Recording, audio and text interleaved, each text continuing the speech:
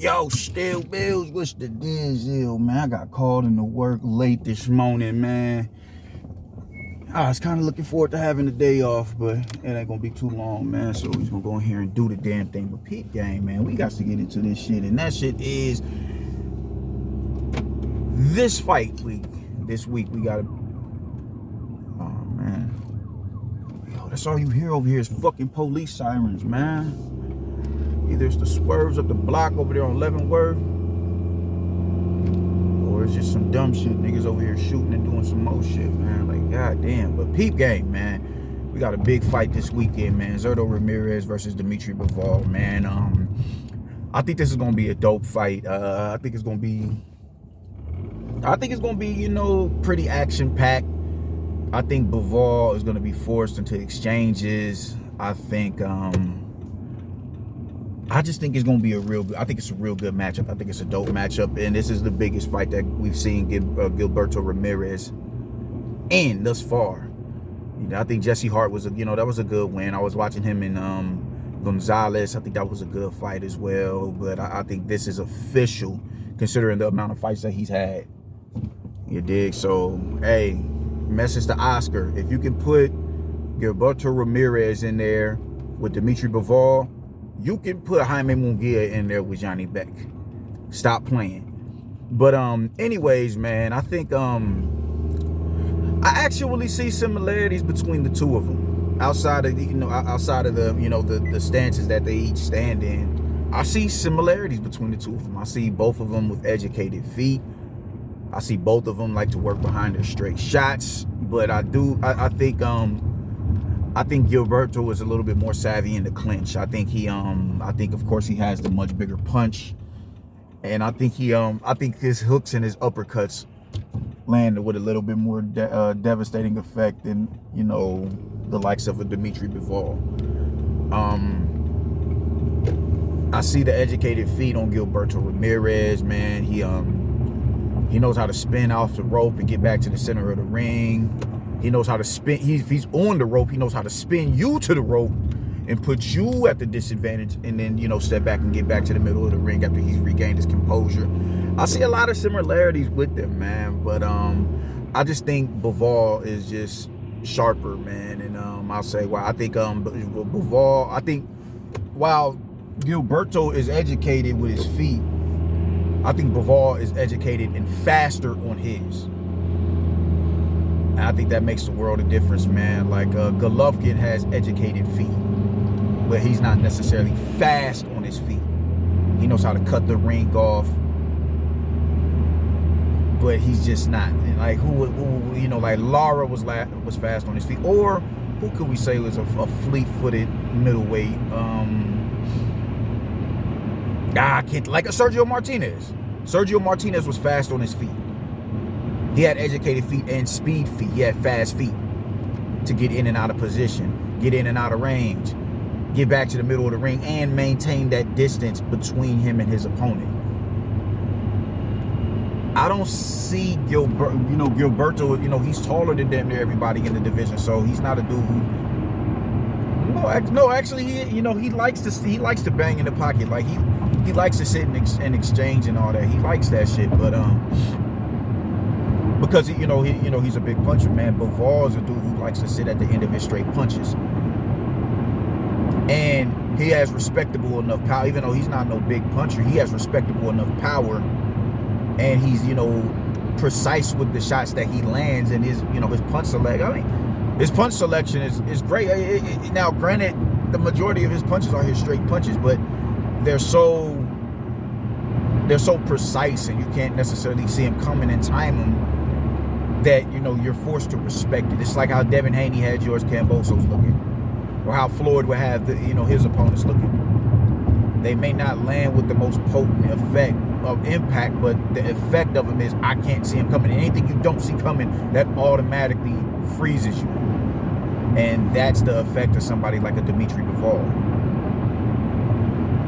And like I said, man, his in and out game, man. I was watching some mid-work from him, and I'm seeing shit like I saw him throw. It was a video that went viral. Shout out Trey Boxing. He's a part of the according to boxing. he has a Facebook group on, boxing page on Facebook or whatever, man. But he posted a video before training, and what I saw from him, I was just like, Jesus Christ, man. Step in with the jab, step out with the left hook, and step back in with the ones and twos. I was like, yo, and just how fast he did it. Just rapid fire, just the precision, how clean and effective as it landed, the technique behind it. I'm like, yo, ooh, that's gonna be hard to deal with, man, because Bivol's I think he's about 6 foot, so that's about a 3-inch height advantage in front of Gilberto Ramirez. Gilberto Ramirez is about the same height as Craig Richardson, so it's not too drastic of a size difference, man. So he's he's been in there with bigger opposition. He's been in there with bigger opposition, man. I just don't think he's been. Well, no, he's been in there with big punchers. Joe Smith Jr. was a big puncher. Is a big puncher. I just don't think Joe Smith Jr. has the size and not the size, but the skill and the power in working in his favor, opposed to like not a Dimitri Bivol, but Zurdo Ramirez. And he's a southpaw, hence his name Zurdo. He's a southpaw. That as I stated before, man, the same advantages you have as a southpaw, conventional fighters have those same advantages as well, outside of you not seeing a southpaw fight, a fighter fight out of the southpaw stance all the time. We don't always see that. That's the only advantage that southpaws have over us conventional fighters. They don't necessarily have, we don't see them. We don't see them as often, but those same advantages that they present, the same advantages that present a southpaw, they can, if an orthodox fighter is skilled enough,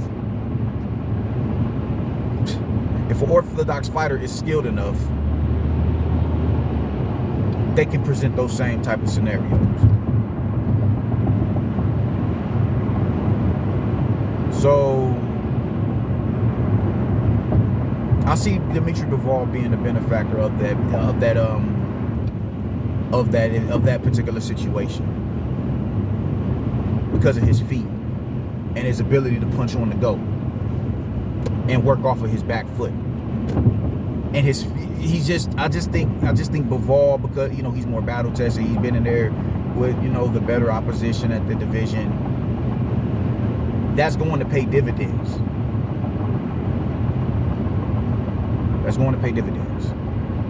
And I gotta go with Bivol in this matchup. But I do think, and that's another thing that I saw from him, man. I was watching the Gonzalez fight, and I'm looking at Zurdo getting clipped by somebody who's not scared to, stand in exchange with him. They're a bit more accurate in their, in the shots that they're throwing in those exchanges. They're more defensively responsible, which means their head is off of the line a little bit further. Their hands are up when they're on the offensive, still protecting themselves. I saw Gonzalez backing Zurdo up. I saw that. You know what I'm saying? I'm like, yo, what is going on here? So I just think Bivol is the sharper fighter between the two.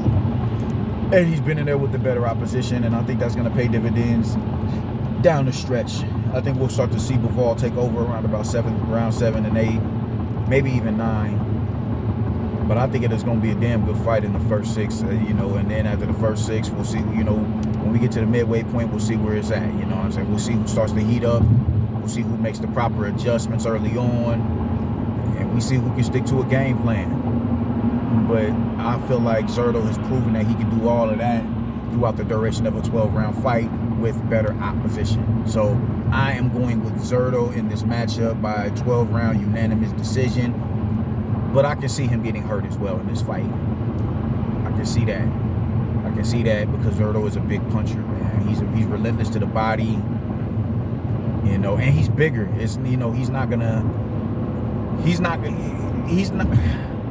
He can touch Bivol from a range where Bivol can't touch him at. And I think that's going to pay dividends for him early on in the fight. But, Bivol has the better feet. He has the faster feet. So, there you have it, man. That's how I'm feeling, man. Dimitri Bivol, 12-round decision, unanimous. That's how I'm feeling about it, man. Deuces.